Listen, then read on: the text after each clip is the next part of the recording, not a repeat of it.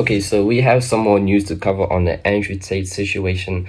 So this is not that alleged. This was actually said by Andrew Tate's lawyer. So plot twist, nobody saw coming. The Tate brothers' own lawyers just admitted the supercars, yachts, and watches were never real proof of real wealth.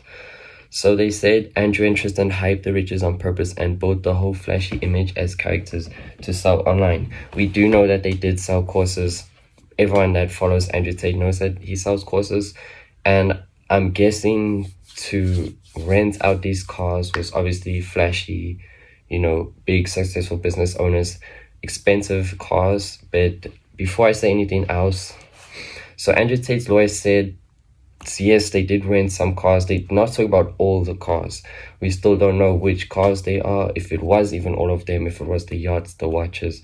It could have just been one or two cars, one maybe Lamborghini or Porsche that they have a lot of cars in their fleet. So here's an image of the 1500 Rimac, the $4.4 million Rimac with the engraved Tate. It's around the seat of the car, one of the metal plates above the headrest. So yeah, quick, someone get the MSM on the phone and tell the Rimac it's rented too. So most people on X don't really believe that all of the cars were rented, and that's what I just said. So then we have a video here of the Andrew Tate lawyer, the famous one, the most well-known lawyer out of them all, also known as the, not my opinion, but the Timu Andrew Tate. So since he broke his keep winning, saying the Bugatti is rented, I guess Tate's lawyer riding along in Andrew's 5.5 million Tiffany blue Koenigsegg Jesko is also rented. Not been in the Pagani, but I've been in the Bugatti. Where are we in right now? Koenigsegg. I don't even know how to say that. It's too rich for me to say. I've been in the Lambo, the Ferrari, the Aston Martin. I think this is my favorite one, bro. That's good to know, because I keep picking it. It might be my favorite, too. This is, I keep taking it from the... So yeah, like I said, most people on X are actually not fully convinced about this.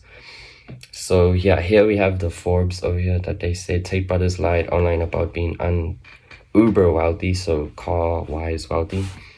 And then, yeah, so just keep in mind that here, this is not my opinion. It's Camelot on X that mentions, I'm going to summarize his four paragraph text over here. So he's saying that people underestimated how powerful and illuminating his online presence was. So obviously most people knew Andrew Tate. So now he's the butt of every joke, but Tate's archetype is very prominent, directly and indirectly changing countless lives. So having sacrificed himself in the process. So not everything Andrew did was true. We do know that, but also it could have been worse. We could have had someone online with the same presence, a transgender or someone that just promotes super bad lifestyle. But Andrew Tate actually didn't promote a terrible lifestyle to most of his younger generation kids, to most of his younger audience. So usually a teenager to maybe 25 to 30 even.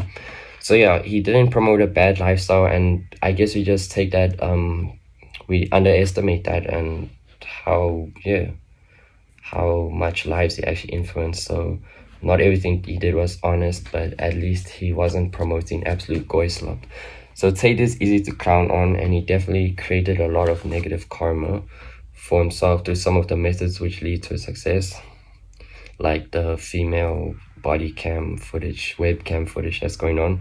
However, the amount of good he ultimately inspired is severely unappreciated. There's a reason why certain high-ups are so desperate to see him behind bars and make an example out of him. So he did live a pretty good lifestyle. He did promote, he did help young men, the gym, the cause, the business, persistence, don't give up type of stuff.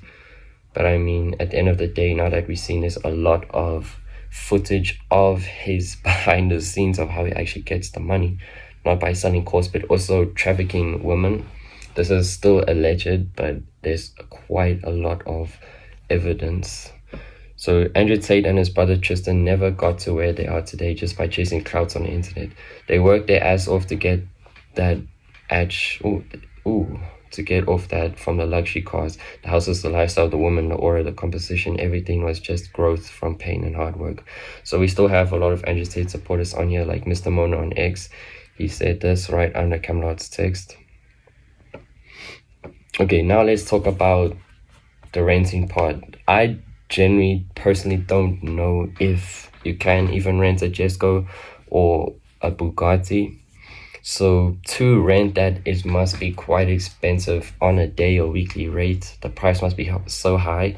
So this shows that Andrew Tate and Tristan Tate are actually wealthy. Obviously, they're wealthy to be renting these cars.